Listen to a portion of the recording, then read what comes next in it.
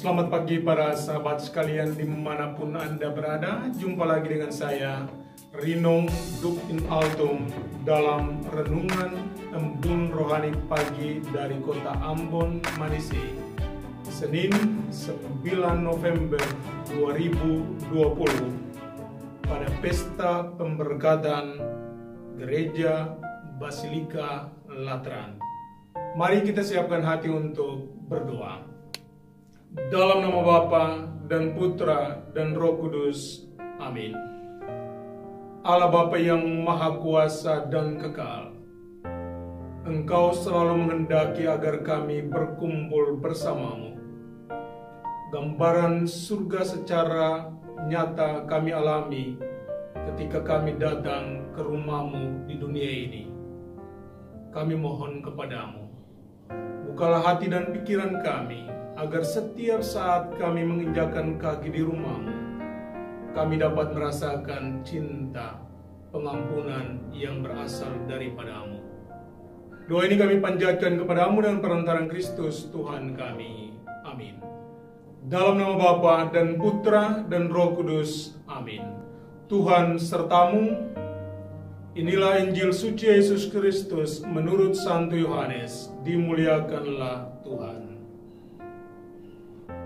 Ketika hari raya Paskah orang Yahudi sudah dekat, Yesus berangkat ke Yerusalem. Dalam bait suci didapatinya pedagang-pedagang lembu, kambing domba dan merpati, dan penukar-penukar uang duduk di situ. Ia membuat cambuk dari tali lalu mengusir mereka semua dari bait suci dengan semua kambing domba dan lembu mereka. Uang penukar-penukar dihamburkannya ke tanah dan meja-meja mereka dibalikannya. Kepada pedagang-pedagang merpati ia berkata, "Ambil semuanya ini dari sini, jangan kamu membuat rumah Bapakku menjadi tempat berjualan."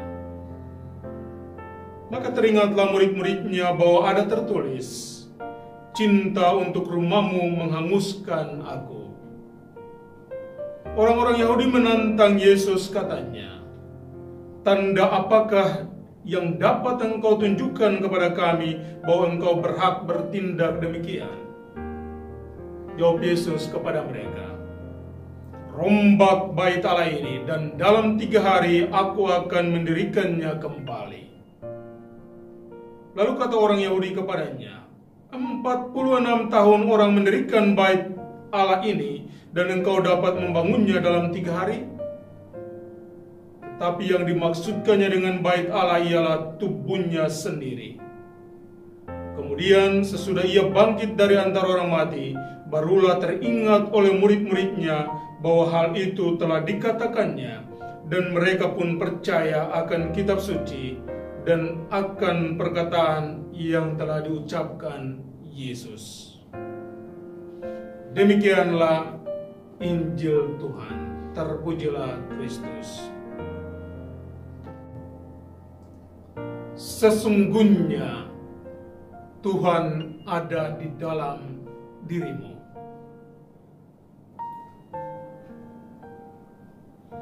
Tuhan memang ada di mana-mana, karena Dia adalah Allah yang melampaui ruang dan batas.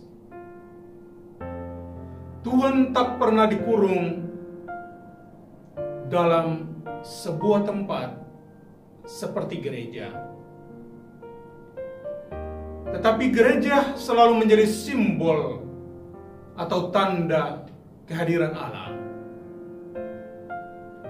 Hari ini kita merayakan pesta pemberkatan Basilika Lateran, gereja induk di dalam gereja Katolik.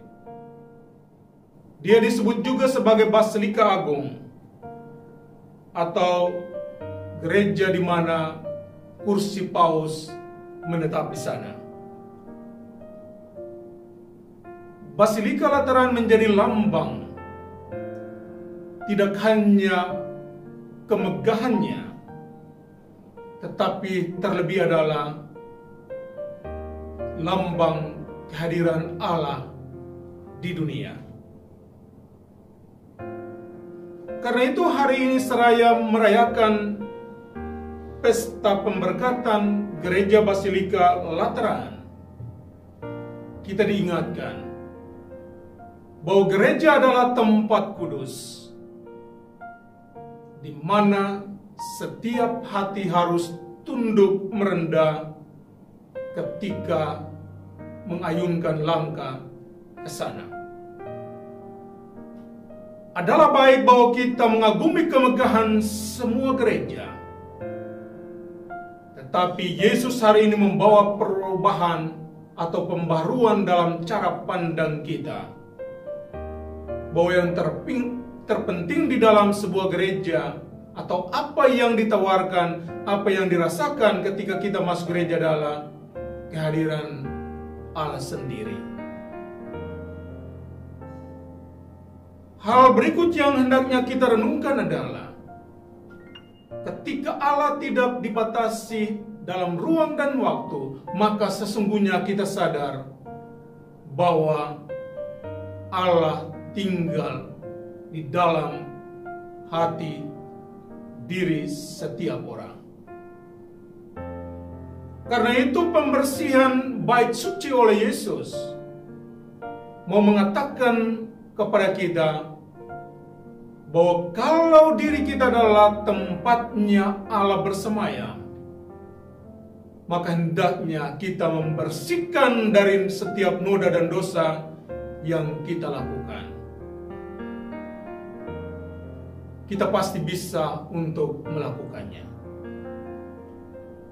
Dan akhirnya kita harus sadar bahwa